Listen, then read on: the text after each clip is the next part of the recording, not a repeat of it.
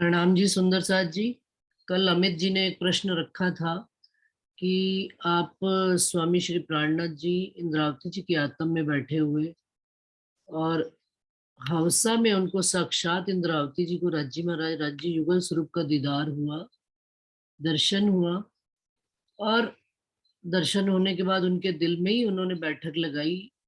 लेकिन इसके बावजूद जब वो अहमदाबाद जेल में गए तो वहां पर वो माया के फंद में आ गए और खुद निकल गए और कांजी भाई उनकी जगह पर जेल में बैठे। तो ये कैसे संभव है कि जिस दिल में धनी के चरण कमल हो या राज्य की बैठक हो, उनके साथ वो माया के फंद में आ जाए? प्रश्न ये चल रहा था। तो इसी प्रश्न के संदर्भ में कल बातचीत चल रही थी। तो जहां तक मेरे को आगे और इसमें थोड़ा सा विस्तार करने की आवश्यकता है, पहले मैं अपनी बात कह देती हूँ और सुंदर साहब को किसी और को भी कोई बात इसमें ऐड करनी होगी तो कर देंगे हम। कि सुंदर साथ जी जरा चलिए हम उस काल में चलते हैं कि दीवान के बेटे श्री महराज ठाकुर, सारा संसार उनको जानता है। क्यों? क्योंकि हम तो किसी एक व्यक्ति की पहचान सांसारिक रूप से भी बहुत महत्वपूर्ण होती है। एक आम जीवन जीना और एक विशेष जीवन जीना। तो दीवान के पुत्र तो नेचुरल है कि विशेष तो जीवन जी ही रहे होंगे, सब चीजें उनको उपलब्ध थी। और ऐसी अवस्था में जब वो सतगुरु देवचंद्र जी का दर्शन कर रहे, सतगुरु देवचंद्र जी के चरणों में उनकी सेवा करने के भाव से गए और उसके पश्चात देवचंद्र जी का धाम गमन हो गया, तो उनके दिल में क्या इच्छा आई कि मैं अपने सतगुरु महाराज का भंडारा करूं। वो पूरा प्रसंग मैं एक बार याद दिला रही हूँ सुंदर साहब। ये सतगुरु महाराज की याद में हम एक ऐसा भंडारा करें जिसमें सब सुंदर साथ जो दूर दूर शहरों से आते थे उनको मिलकर मैं बुलाऊं, उनको अच्छे अच्छे वस्त्र पहनाऊं, भोजन कराऊं। और यहाँ तक कि बिहारी जी जिनको गादी पर बिठा दिया था उनको भी राजा के समान ही वस्त्र पहनाऊं। ये महराज ठाकुर के दिल की इच्छा थी उनकी अपनी। उन्होंने उसके लिए व्यवस्था करनी शुरू कर दी। नौकरी कर रहे थे राजा के यहाँ। नौकरी करते करते उन्होंने सामान, जो उनको तनख्वाह मिलती थी उससे वो सामान इकट्ठा कर लिया। अब जो तनख्वाह मिलती थी उससे जो उनको अच्छे से अच्छा सामान, अच्छे से अच्छा खाने की चीजें, क्योंकि भंडारा करना है तो दाल चावल घी खांड सब चीजें वो एकत्र करने लग पड़े। अब ये खबर पहुंची किनको? बिहारी जी को, कि भाई महराज ठाकुर तो ऐसा भंडारे की व्यवस्था कर रहे हैं। और यहाँ तक कि बिहारी जी के लिए भी उन वस्त्रों की व्यवस्था कर रहे हैं जो राजा खुद पहनता है। इतने कीमती वस्त्र राजा के पहनने से मतलब क्या है कि जो कीमती से कीमती, अच्छे महंगे से महंगा वस्त्र, उसकी वो व्यवस्था कर रहे हैं। अब मन में द्वेष आया कि अगर महराज ठाकुर इतना बड़ा भंडारा कर लेंगे तो मेरे को कौन पूछे। तो राजा को चुगली खाई गई, किसी के माध्यम से चुगली करवा दी कि भाई महराज ठाकुर जो भी कमाई कर रहे हैं वो तो सारी राजा के यहाँ से चोरी करके खजाने से अपना घर भर रहे हैं। सुंदर साथ जी, जब चोरी की घटना होती है तो देखिए आप, अखबार में मुख्य समाचार के रूप में छपती है। और तो और मुख्य, उस समय मान लीजिए अखबार नहीं भी होते होंगे, लेकिन कहते हैं ना कि बुराई बड़ी जल्दी फैलती है। तो चारों तरफ ये खबर फैल गई कि महराज ठाकुर के ऊपर चोरी का इल्जाम लगा है। घर घर में बात होने लग पड़ी। महराज ठाकुर को जेल ले जाया गया। अब जेल ले जाने के बाद भी वो कितने वर्ष तक जेल में रहे हैं, सुंदर साथ जी को बताएगा? कितने महीने रहे हैं जेल में? 1 साल। हाँ, इतना तो रहे ही है। मैंने कहा राधा जरा बता देगी पूरा पूरा एग्जैक्ट टाइम। 1 साल तो रहे ही है। लेकिन 1 साल रहने के बाद और उस विरहा में तड़पने के बाद, जिसने 1 रुपया क्या 1 आना भी चोरी ना किया हो और उसको जेल में डाल दिया गया, और पूरा साल भर उनको सजा भुगतनी पड़ी। मैं आ रही हूँ अपने पॉइंट पर ही। उस विरह और दर्द में इतना कष्ट, क्यों जो दीवान का पुत्र और जो जिस पोस्ट पर बैठे हैं, दीवान की पोस्ट पर शायद बैठे हुए थे राजा के यहाँ, उसके ऊपर इतना बड़ा इल्जाम लग जाए। सुंदर साथ जी जरा अपने ऊपर हाथ रखकर बताइए कि हम छोटी मोटी नौकरियां करते हैं, संसार में अपना घर गृहस्थी का पालन करते हैं, कोई थोड़ी सी बात तो कह दे कि मैंने यहाँ 10 रुपए रखे थे, देखे तो नहीं, कितनी चोट और कितना गुस्सा आता है। तो एक उस जीव की आप कल्पना करके देखिए जिसको पता नहीं कि मेरे साथ आगे क्या घटित होने वाला है और मेरे साथ क्या हो गया है, तो किसको दोष दिया जाता है? राजी मैंने ऐसा क्या किया था कि जो मेरे ऊपर इतना इल्जाम बड़ा आ गया? आप किसी और तरीके से भी तो मुझे रोक सकते थे भंडारा करने से, लेकिन यही तरीका क्यों लड़ाया गया, यही जुगत क्यों भिड़ाई गई राजी में कि आपने मुझे चोर कह के जन जन में प्रसारित कर दिया, और प्रसारित करने के बाद आपने मुझे साल भर जेल में रखा। विरह की पराकाष्ठा जिसको कहते हैं, जीव आत्म दोनों विरह में इतना डूब गए कि जीव की ये जो नस, जो श्वास नली है, यहाँ रखकर हाथ दबा दिया कि मैं शरीर ही छोड़ दूंगा, अब मैं वापस संसार का सामना नहीं कर सकता, या तो आप आओ आकर मुझे बताओ, और नहीं तो मैं अपना शरीर छोड़ता हूँ। तो वाणी में आता है कि उन्होंने अपने प्राण छोड़ दिए, शरीर से जीव निकल गया, और तब धनी आए दर्शन देने के लिए। दर्शन देने के लिए आए, सारी बातें हुई, रास की वर्णन हुआ, प्रकाश हिंदुस्तानी का वर्णन हुआ, कलश हिंदुस्तानी की भी 2 चुपाई, खटरुती भी उतरी और कलश हिंदुस्तानी की 2 चुपाई। तब तक राजा की रानियों को ये सारी लीलाओं का ज्ञान होने लगा कि जेल में कुछ ऐसा घटित हो रहा है जो आम जीवन में होता नहीं है। अब रानियां सारी आवाजें सुन सुनकर कि यहाँ पर तो रास की लीला होती है। तो जब राजा जो युद्ध करने के लिए गया हुआ था वापस आया, और उसने देखा कि भाई ये तो मेरे से बड़ी गलती हो गई, मैं किसी संत फकीर को पकड़ के ले आया हूँ, परमात्मा मुझे इसकी सजा देगा।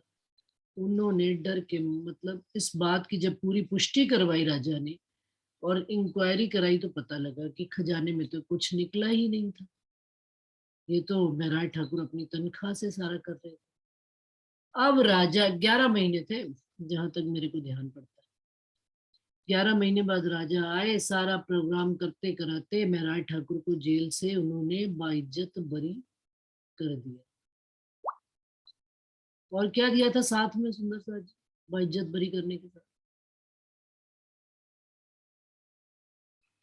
शिरोपाव। जूनागढ़ दिया था ना। हाँ, अपने राज्य का 1/4 हिस्सा जूनागढ़ उनको दे दिया था। अब लेकिन इस सारे प्रसंग में और इस सारे कांड में समय लग गया 11 महीने कुछ दिन, और या 12 महीने 1 साल मान लीजिए। सारी दुनिया 1 साल में क्या याद कर रही है? महराज ठाकुर चोर है, और एक कोने में इतनी सी सूचना आ जाए, फला व्यक्ति निर्दोष पाया गया और बेगुनाह उसको बाइज्जत बरी कर दिया। ये सूचना तो इतनी सी आई, और साल भर में क्या फैल गई बात। अब वो जीव, अब आप एक सिंपल साधारण प्राणी की तरह सोचिएगा, जबकि उनको पूर्ण दीदार हो चुका है, पूर्ण दर्शन हो चुका है, धनी की बैठक हो चुकी है, परंतु क्या ये बात वो बाहर आकर कह सकते हैं कि मेरे साथ अंदर क्या लीला हुई? क्यों? क्योंकि बाहर जब जा आ रहे हैं, बाहर से मतलब क्या है? अंदर जाना, हवसा मतलब एकांत, और हवसा से वापस बाहर आना मतलब वापस इस 14 लोक दुनिया के संपर्क में आना, उस संसार के संपर्क में आना जो संसार उनको चोर मान रहा है। जिस शहर में वो रह रहे हैं वो चोर मान रहा है। जिस बिहारी जी को वो प्रणाम करने जा रहे हैं, वो बिहारी जी किताबें छुपा के उनसे रख लेते हैं, जो उनको अवतरित हुई है, आवेश स्वरूप से प्रकट हुई है। बिहारी जी कह रहे हैं मैं धाम का धनी हूं, तुम कैसे ये बात लिख सकते? वो किताबें छुपा कर रख ली गई। सुंदर सा जी बताइए जरा कैसा होगा अपने जीव के साथ। अब आवाज क्यों नहीं आती किसी की? अमित जी कहाँ है? आए हैं कि नहीं आए अमित जी? राम जी। प्रणाम जी। हाँ जी, सुन रहा जी आपकी बात में। ठीक है। अब उस अवस्था में अंदर धनी बैठे भी हो, परंतु विरह की पूर्ण अवस्था, इतना दिल में दर्द और कष्ट लेकर राजी नहीं उपजाया कि भाई किताबें अपनी बिहारी जी से ले ले, चलो जूनागढ़ चल। लेकर निकल लिए आगे, किताबें भी ले ली, क्योंकि कोई मानने वाला नहीं। जिस नगरी में रहते हैं वहां पर तो दुनिया चोर मान रही। कौन किसको बताए कि मेरे साथ अंदर ये घटना घटी? और बता भी दे तो कोई मानेगा क्या? अरे फालतू झूठ बोलता है, चोरी तो करके गया सारा सामान। राजा ने कागज पे भी लिख दिया, नोट भी बना दिए, कोई फायदा नहीं। क्यों? दुनिया तो चमत्कार को नमस्कार कर। अब यहाँ तो खेल ही उल्टा हो गया। जिसके अंदर पूर्ण पारब्रह्म अक्षरातीत बैठे हैं, दुनिया उसको चोर कह रही। चुप करके दिल में दर्द लेकर अपना निकल लिए वहां से। और कहाँ चले गए? जूनागढ़ में। जूनागढ़ में भी सेव नौकरी करने लग पड़े, वापस से संसार में आ गए। क्योंकि अब संसार की गत देख रहे हैं कैसी, और अंतर की गत कैसी, कि खुद को भी एहसास नहीं है। सुंदर साथ जी, जब दिल एक नॉर्मल अवस्था में, पानी यदि हिल रहा हो तो उसमें अपनी आकृति नहीं दिखती है। कोई रंग दिल में चल रहा हो, बहुत आनंद का आपके जीवन में काल चल रहा हो, तब भी आपको वास्तविक स्थिति का ज्ञात नहीं होता। और जब आप बहुत विरह और दर्द में हो, तब भी आपको वास्तविक स्थिति का पता नहीं लगता। वास्तविक स्थिति अपने अंतर मन की, आत्म की, जीव की स्थिति एक बिल्कुल सहज अवस्था में पता लगती। अब जरा अमित जी ये बताएं कि महराज ठाकुर उस समय कौन सी अवस्था से चल रहे थे? इस बात का प्रमाण भी मैं दूंगी कि हवसा का काल हुआ सन 1712 में, और महराज ठाकुर जयराम भाई के घर दीप बंदर में 15 में दीदी, 17 1715 में हफ्सा 15 हुआ। में, हाँ 12 15 में में। तो सदगुरु महाराज गए थे। हाँ 1712 में गए थे सतगुरु महाराज, 1715 में हवसा। और दीप बंदर कब गए थे? 1714 से हाँ जी, 1714 से 1715 काल हाँ है उनका, हाँ जी, हफ्सा का। हाँ जी, 1714 से 1715, और 1715 में बाहर निकले वो, और 1716 में उनको दोरा जी से मिलन हुआ, तेज कोरी से मिलन हुआ उनका हाँ जी, 1716 में। ठीक तो है। 1 साल का पीरियड है पूरा। हाँ 1716 में धोरा जी 1713 के, में, हाँ जी, हाँ, उनका मिलन हुआ। 1713 में उनको जामनगर के मंत्री बने। उसी पीरियड में फूलबाई का धामगमन हुआ हाँ जी। 13 में। 14 में वो प्रबोधपुर में वाणी अवतरण हुआ, और 1715 में 40 वर्ष की अवस्था में प्रबोधपुरी से निकलना। इनको भी ज्ञान और राज्य का बोध जो है 40 वर्ष की अवस्था में हुआ, हाँ जी, जो नहीं सदगुरु थोड़ा देवचंद जी थोड़ा को सा हुआ। आगे बताइए कि धोरा जी के बाद आगे जाकर अहमदाबाद कौन से साल में गए? ये जूनागढ़ में फिर उनका हरजी व्यास से संवाद हुआ बाद में। हाँ जी, हाँ जी, वो कौन सा 1716 1716 में तेज कुंवरी से फिर से मिलन हो गया। हाँ तो जी, 15 और 16 के बीच में ये पीरियड जो था उनका हाँ हाँ अहमदाबाद का था, वो हाँ जी, 15 और और 16 के बीच में। ठीक है। और उधर अपना दीप बंदर में कौन से साल में पहुंचे? नहीं, इसमें लिखा है 1722 से लेके हाँ जी, 1722, संवत 1722 में अहमदाबाद सूबेदार से कुतुब खान से वार्ता हुई। हाँ जी, उस समय ये अंदर गए, उसमें हाँ उनको रखा गया। हाँ जी, 1722 की बात है ये, 22 की बात। बाद में। और इसका मतलब तब क्योंकि तक तो वहां पर इनसे विवाह, हाँ जी, तब तक तो विवाह कर चुके थे इन्होंने तेज हम्म, कुंवरी जी हाँ जी, जूनागढ़ में हरजी व्यास के संवाद के बाद। ये सब लिखा हुआ है इसमें कहीं हाँ जी, डायरी में। 1722 में ही मेरे ख्याल से आगे गए हैं दीप बंदर में। हाँ, अहमदाबाद की बात है वो। हाँ अहमदाबाद से निकलकर दीप बंदर में 1722 में ही पहुंचे हैं। आगे प्रसंग बताइए आप। प्रसंग कब घटित हुआ है? 1715 में हवसा का। 1715। हाँ है ना। 14-15 15 से सन 1715 से लेकर 1722 तक कितने वर्ष हो गए बीच में? 7 साल। 7 साल। 7 साल में जो दिल में विरह और दर्द लेकर आए थे और जो उनकी कोई भी बात सुनने की अवस्था में नहीं थे, वहां पर पहला सुंदर साथ जो उन पर ईमान उनकी बात पर लेकर आया, वो कौन सुंदर साथ थे? कानजी भाई। और उन्होंने हरजी व्यास के पास उनको लेकर गए और वार्ता उनका पूरा शास्त्रार्थ कराया। धीरे धीरे महराज ठाकुर जी के अंदर अभी विश्वास वापस से खड़ा होने लगा है। ईमान राज्य के ऊपर कहीं कमी नहीं है, लेकिन जो जीव और शरीर जिसको माया का इतना तगड़ा कष्ट दिया गया है कि जिस दुख से वो आप पराये तो परायों ने चोर कहा, अपनों ने भी उनको चोर कह दिया। घर वालों से भी उनका कोई संबंध नहीं रहा। उद्धव भाई और जो गोवर्धन भाई उनके साथ, जो उनके भाई जेल में भी थे, गोवर्धन भाई का धाम गमन पहले ही हो गया था, उद्धव भाई और श्यामल भाई जी थे, वो भी जेल से निकलकर अपने अपने काम में चले गए। लेकिन आप बताइए कि अब वो जब आए, कांजी भाई ने पहला विश्वास किया, हरजी व्यास के साथ उनका शस्त्रार्थ हुआ, आगे चले, अभी भी कुछ भी समझ खुद को नहीं आ रहा कि मेरे साथ क्या लीला घटित होगी या आगे क्या होने वाला है। अभी उस दर्द और विरह में ही चल रहे हैं। अहमदाबाद जेल में आ गए और अहमदाबाद जेल में फिर वही कांजी भाई उनको कह रहे हैं कि आप निकल जाओ और मैं जेल में आ जाता। सुंदर साथ जी, इतना सारा प्रसंग बताने का या डेट्स बताने का मेरा कोई मकसद जो बातूनी इसमें भाव है छिपा हुआ, कि हम जिस जीव और शरीर में बैठे हुए, रज्जी महाराज की पूर्ण बैठक होने के बावजूद भी उस जीव और शरीर को कब खबर आती है? पता लग रहा है सारी लीला घटित हो रही है, लेकिन आगे क्या होगा? सतगुरु महाराज तो बहुत बातें कह गए थे, अब जब वो घटित होनी शुरू होंगी एक एक करके, तो इंद्रावती जी की आत्म और महराज ठाकुर को, अरे ये बात तो उन्होंने मुझे, सतगुरु देवचंद्र जी ने मुझे वहां पर गई थी, अब ये घटित हो रही है। तो वह कहां से उनके अंदर ये विश्वास आना शुरू हुआ?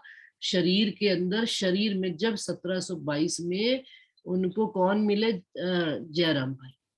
और जयराम भाई को उन्होंने कसोटा, उनकी कसनी, उनको वाणी चर्चा सुनाई, तब उन्होंने कहा आओ श्री राज आरोगाए हम।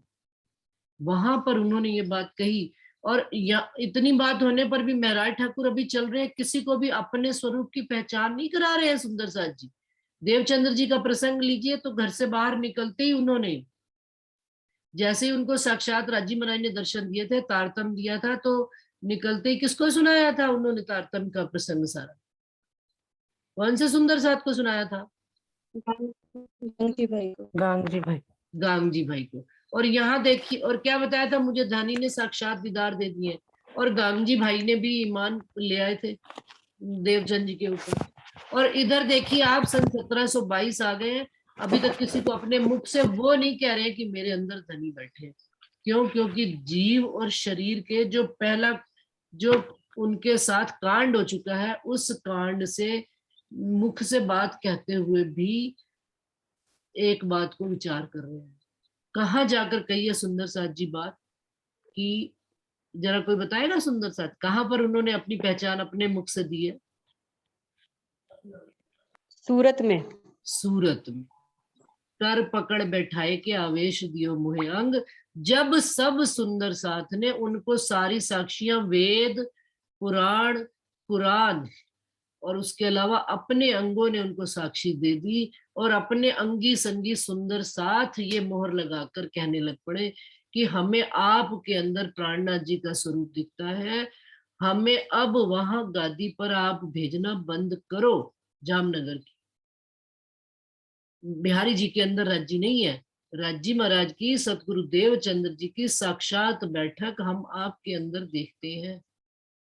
और ये चिट्ठी उन्होंने जब बिहारी जी को लिखी, तब आप इंद्रावती जी की आत्म ने, जब लालदास जी आए तो उनको कहा कि अब आप सही जगह पर आ गए हो, जहां आपको पहुंचना था वहां आ गए हो, आप अपना व्रत नियम तोड़िए और भोजन कीजिए। तो प्रसंग कहने का क्या अर्थ है? और सूरत में कौन से सन में पहुंचे थे सुंदर साथ? 29 1729 1729 में 1729 1729 में। और हवसा में दर्शन कब हुआ था? 15 में 15 में। 15 कितने में। साल लग गए? 14 साल। 14 साल लग गए अपने मुख से अपनी पहचान देने। और हमने क्या कह दिया कि उनके जीव के साथ ही घटित हो गई। विचार करे, चाल चलने पर जिस चीज का पता लगता है गलती और सही का, तब। और ये वाणी तो आज, जब वाणी उसके बाद ये उतरी कि भाई मैं माया के 3 बेर फंद में पड़ गया। अच्छा ये भी देखिए प्रसंग, आप रास में ही आ चुका था। रास तो पहले ही घटित हो हवसा में ही आ गई थी। तृण युद्ध कीदा फरी फरी पच्छे गत मत मारी हरी। और ये घटना बाद में घटित हुई है, अहमदाबाद वाली। चौपाई कब समझ में आई? आवेश से तो उतर गई। समझ कब आई कि धनी ने तो मेरे से पहले से ही कहलवा दी थी। जीव और शरीर के अंदर बात आते आते इतना वक्त लग जाता है। अब यहां से सूरत से उनकी दौड़ तेज हुई और वो सीधा आगे दिल्ली और हरिद्वार में। और फिर इसीलिए जीव और शरीर का रोल पूरा कहा जाता है। और ये साधारण बात नहीं है सुंदर साथ जी, कि चाल चले बगैर हमें कोई बात समझ में नहीं आती है। हमें धनी की मेहरे और कृपा भी, ये बात जब हम चाल चलते हैं तो परात्म से आत्म में और आत्म से जीव और शरीर ग्रहण करता है। इस बात को गांठ बांध के रख लीजिए कि ये चारों का कनेक्शन है। अगर ये चारों एक कनेक्टेड नहीं होंगे बात नहीं समझ में आए। आप कहो कि आपकी जीव की चाल कुछ और है, शरीर की चाल कुछ और है, आत्म कुछ और विचार करती है, पर आत्म में कुछ और बात है। ये पांचों एक तरफ है कि जुदे जुदे दौड़। मैंने तो 4 चीजें गिनाई है, लेकिन खिलवत में आता है ये पांचों आपके जो गुण इंद्रियां 5 तत्व हैं, सारे एक तरफ होकर मिलकर दौड़ रहे हैं राज्य की तरफ। कि सब अपनी अलग अलग बात कहते हैं। हमारे गुण इंद्रिय शरीर में कितनी अलग अलग बातें कहते हैं। बुद्धि कुछ कहती है, दिमाग वो क्रोध कुछ आता है, प्यार कुछ किसी तीसरे बंदे के लिए आता है, जुबान कुछ और कह रही है। हमारी खुद की गुण इंद्रियां हमारे कंट्रोल में। हम प्राणनाथ जी की लीला का किस बुद्धि से विचार करें सुंदर साथी, और किस तरह से धनी हमको समझाए ये बात। वो भी मतलब ये कल से जब मीटिंग खत्म होगी मेरे दिल में तब से बात चुभ रही थी कि किस अवस्था में वो रहे होंगे सुंदर साथी। विचार करके तो देखो, आज हमको कोई जरा सी, मैं अपने जीवन काल की भी याद करती हूँ बात, कि मुझे किसी ने कभी कोई बात कही होगी तो मैं उस दर्द से निकलने में कितना वक्त, और दर्द से निकालने वाले राज्य महाराज ही होते हैं। संसार का काम है तुक देना, लेकिन धनी ने आगे जब लीला में ले जाना होता है रूप को, तो दुख इसीलिए दिया जाता है। एकांत में वो जब धनी से एक रूप हो जाती है तब उसको बाहर लाकर खड़ा कर दिया जाता है। बाहर तो हमारी क्या स्वरूप है, बाहर दुनिया हमको कैसा जानती है और अंतर मन हमारा कैसा है। तो वो बात, तो फिर राजी कहते हैं फेस इट, उनको फेस करो सामने आकर। जब सामने जाकर फेस करते हैं तो फेस अब कौन करवाएगा? अब धनी बोलते हैं। अब राज्य महाराज का लाड और प्यार, क्योंकि धनी अपना लाड दे रहे हैं। ये मैं अपनी बात नहीं कर रही हूँ, मैं इंद्रावती जी की बात कर रही हूँ। आप सोचिए, जिस दुनिया ने, संसार ने उनको इतना दुख दिया, लेकिन इंद्रावती जी सुंदर साथ को लगातार प्यार पर प्यार दिए जा रहे हैं और गले से लगाते चले जा रहे हैं। किस दम पर? कभी विचार किया इस बात? हमको तो बाहर से कोई, हमारी क्रिया पर प्रतिक्रिया कितनी खराब होती है कि हमको किसी ने एक बात, एक गाली दी, हम 4 उसको बात बताते हैं, जवाब देते हैं। और जवाब अगर नहीं देने की क्षमता रखते तो उसको बोलना बंद कर देते। लेकिन इंद्रावती जी देखिए, बिहारी जी के साथ लगातार उनके साथ संपर्क में बने हुए हैं। चलाकर उनको कोई भी बात नहीं कहते, उधर से बात आती है तो जवाब देते हैं। सुंदर साथ को गले लगा रहे हैं। धारा भाई जी का प्रसंग इसी बीच में आया है कि बिहारी जी उनको कितना कष्ट देकर निकाल रहे हैं सुंदर साथ में से, लेकिन वो धारा भाई को गले लगा रहे हैं। किस आधार पर ये उनकी जो चाल है, इतनी गहरी चाल किस आधार पर हो रही है सुंदर साथ? क्यों? क्योंकि धनी राज्य महाराज उनको इतना प्यार और लाड दिए चले जा रहे हैं कि उनके अपने अंदर ही नहीं समा रहा, वो बाहर बांटने में, बाहर फिर वो व्यवहार भी वैसा हो जाता है। जो अंदर चल रहा होगा, वो फिर उन्होंने बाहर दुनिया को देखना बंद कर दिया, दुनिया ने मेरे साथ क्या किया था। उन्होंने ये देखना प्रारंभ कर दिया, उनकी नजर अंतर्दृष्टि से जुड़ गई कि मुझे तो धनी दे रहे हैं सुख, धनी अपना लाड प्यार दे रहे हैं, मुझे मेरे सतगुरु महाराज इतना प्यार दे रहे हैं, उनकी कई बातें घटित हो रही हैं। बस चल पड़े वो चाल पर, राज्य की राह पर चल पड़े और सुंदर साथ को गले चल लगाते गए, क्योंकि उनको ये आदेश था कि तेरे अंदर बैठक होगी। देवचंद्र जी ने उनको कहा था, इंद्रावती जी को बैठक हुई, फिर उन्होंने कहा था तेरे से जागनी होगी। उनसे देखिए सुंदर साथ जी इंद्रावती जी से कितनी जागनी, जो पहले उन्होंने अपने घर वालों को जगाया। घर वाले कौन होते हैं सुंदर साथ जी? वो घर वाले जिनको सतगुरु देवचंद्र जी 313 वासनाएं थी, सो गए थे, तो उनको उन्होंने उनके घर घर जा जाकर पूरा उनका जो अरब का सारा काल है सूरत आने तक, एक एक सुंदर साथ अपने पूर्व सुंदर साथी थे, उन्हीं के घर जाते थे, बैठते थे, वाणी चर्चा करते थे और मंडान किया करते थे। बाहर तो सहनशीलता का गुण था उनमें, हाँ जी, उनमें सहनशीलता का गुण था। हाँ सहनशीलता का गुण, उनके अंदर तो सारे ही गुण थे देखा जाए सारे तो। गुण थे, लेकिन हाँ सहनशीलता जो गुण था पूरी जिंदगी भर रहा। पूरी जिंदगी, और हमारा तो हाल अच्छा देखिए। हाँ जी, अमित भाई को मेरा ये कहने का मतलब है, इस माध्यम से बताना चाहता हूं मैं कि हम जिसको मानते हैं, जिस धर्म का हमने तारतम्य लिया है, जिस सिद्धांत को मानने लग गए हैं, उस सिद्धांत के प्रवर्तक हैं, उनके बारे में हमारे उनके जीवन की घटित घटनाओं जितनी होती है उसके प्रति हमारे मन में कभी शंका नहीं होनी चाहिए, संदेह नहीं होना चाहिए। पूरी वाणी का ये सार निकलता है कि हम बेशक हो जाए। अब देखिए कांजी भाई कौन थे, अब पूरी वाणी पढ़ो शुरू से लेकर आखिर तक के, तो अपने को क्या समझ में आता है कि हम परम धाम में बैठे हुए ही ये सारा खेल देख रहे हैं। देख रहे मतलब परम धाम से अलग तो कुछ है ही नहीं, यानी परम धाम का ही है। और जब देख रहे मतलब राज्य देख रहे हैं ना, क्योंकि राज्य दिखा रहे हैं तो राज्य देख रहे हैं खुद भी। तो कांजी भाई भी तो धनी का स्वरूप है, राज्य का स्वरूप है। महराज ठाकुर इंद्रावती सखी भी धनी का स्वरूप बन के आई यहाँ पर। हफ्सा में भी महराज ठाकुर गए तो धनी ही गए, हफ्सा से निकले तो धनी निकले। अहमदाबाद सूबेदार की जेल में गए तो धनी गए, और कांजी भाई आए के रूप में धनी आ रहे हैं, निकाल रहे धनी आ रहे हैं, स्त्री वेश धारण करके धनी निकल रहे हैं।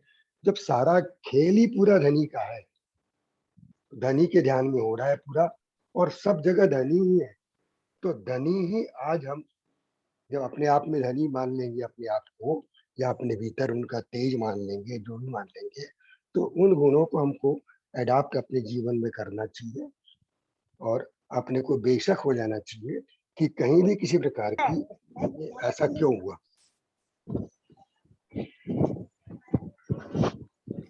प्रणाम क्यों जी हुआ अमित जी। हाँ जी प्रणाम जी, प्रणाम। ठीक है ना।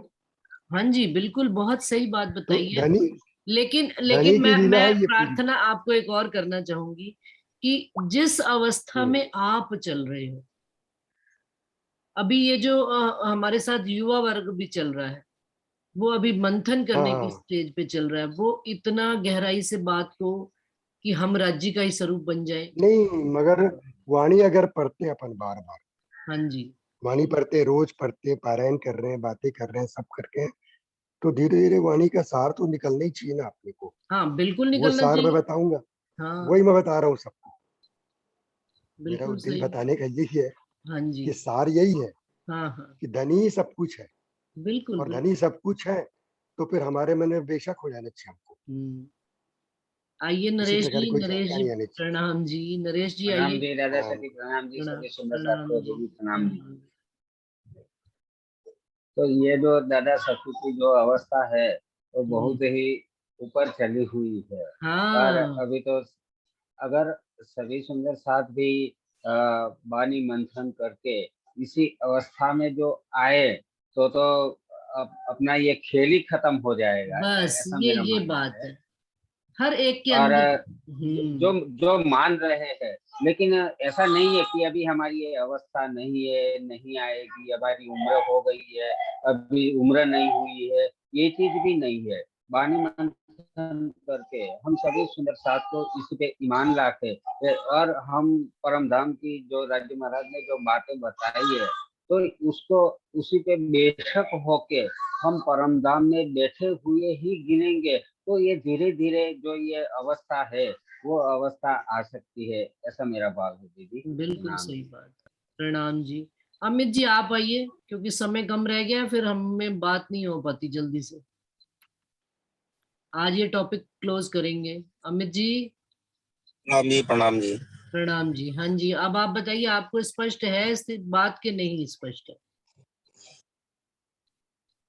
अंदर से आपने कहा है तो स्पष्ट है, इसमें कोई सी दिक्कत नहीं थी, ठीक है। नहीं नहीं, देखिए आप हमारे मुंह पर मत कहिए, आप अपने अनुभव से इस बात को फील करके बताइए कि हाँ, कि ये ऐसा हो सकता है या नहीं हुआ होगा, या वाणी क्या कह रही है, और उसके हिसाब से बात करिए, है ना। ये प्रश्न अब दोबारा किसी के पास आना नहीं चाहिए। प्रणाम जी। अमित जी, ये भी बात, अगर आपको कंफर्म है कि ये सही, आपको सेटिस्फैक्टरी उत्तर मिला है, तो ये प्रश्न अब आना नहीं चाहिए दोबारा मीटिंग में। ये आप मेरा अधिकार समझ सकते हैं कि मैं कह सकती हूँ आपको। नहीं बिल्कुल, मगर अभी एक सुंदर साथ जी ने कहा कि उनके शक नहीं आना चाहिए, और वो हमारे निजान संप्रदाय के, हमारे संप्रदाय के प्रवक्ता रहे हैं श्री जी, तो उनके ऊपर शक नहीं होना चाहिए, हमारा बेशक होने चाहिए हम। मगर इसके आगे मेरे पास बोलने के लिए कुछ बचा नहीं, उन्होंने बात ही ऐसी कर दी कि मैं कुछ बोल ही नहीं पाऊंगा जी। हाँ नहीं, मैं इसकी प्रैक्टिकल चलकर समझने में बहुत समय लगता है दीदी, ऐसे नहीं भाई अपन एकदम से नहीं कह सकते। प्रैक्टिकल जब चलते हैं ना तो वक्त लगता है समझने में खुद को भी, और समझाने में भी समय लगता है। बिल्कुल। कल मैं प्रश्न का उतना कॉन्फिडेंटली जो आज कल दिन भर विचार करने के बाद मेरे पास ये उत्तर आया, तो जब जब हम सबको विचार करने के लिए राजी ने कहा है, मंथन करने का वो तो यही है। चले हैं उस राह पर, हाँ जी तो वर्षा समय जी। तो चाहिए ना इतना। हाँ बिल्कुल क्योंकि चाहिए। क्योंकि सुंदर साथ जी, कई लोगों से मेरी समस्या थोड़ी हो जाती है, क्योंकि मैं सीधा सीधा ही बोलता हूँ, बिल्कुल उसमें जेर जबर नहीं कर होता नहीं बिल्कुल भी कोई कि जेर जब नहीं नहीं, कोई हाँ, जोर जबरदस्ती वाली क्योंकि बात नहीं है। हाँ, क्योंकि बात ये थी, मैंने बात कही तो उसकी तो सुंदर साथ जी बात ही नहीं हुई। क्या? मैंने ये बोला था उस पर कि हमारे जो धामधनी है, हाँ। उन्होंने हमारी वाणी में कहा है, जो दुख आए मेरी इस सैयन को आड़ा देऊं अपनो तन। हम्म।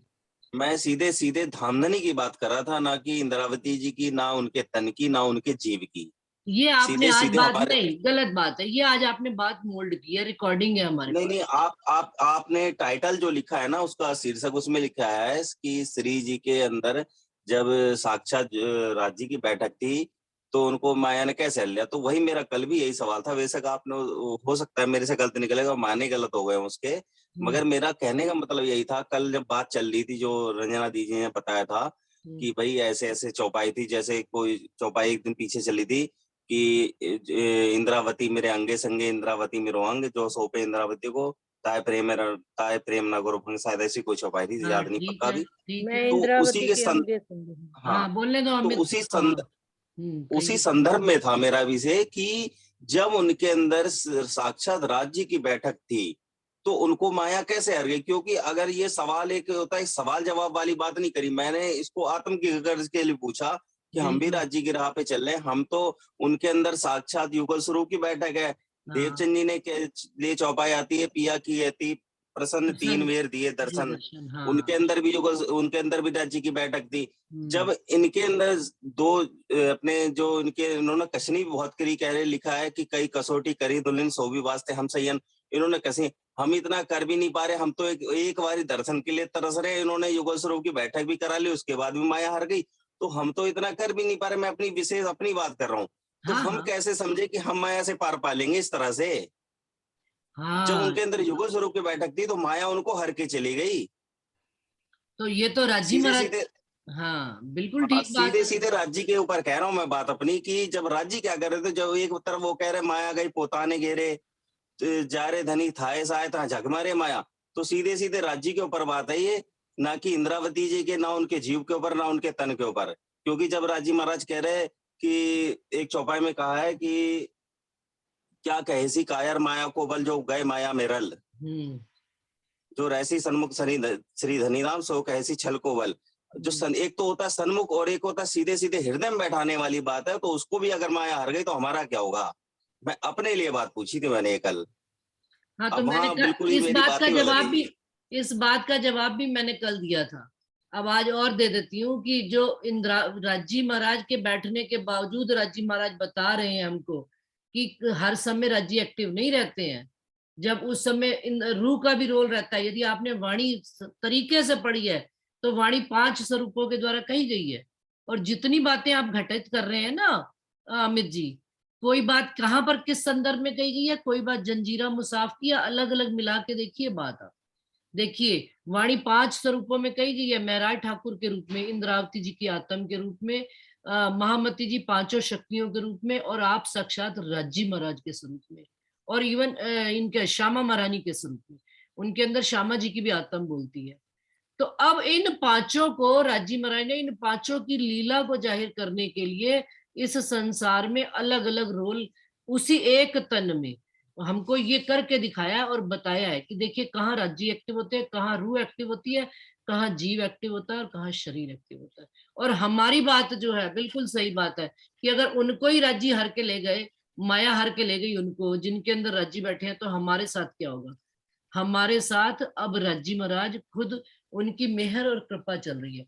हम भी हरने के बाद ये प्रसंग एक चीज और भी सिखाता है कि हर अगर माया आपको हर भी लेती है तो हिम्मत मत हारिए, माया रोज ठगेगी, लेकिन आप धनी पर ईमान लेकर खड़े रहिए और चलते रहिए उस राह पर।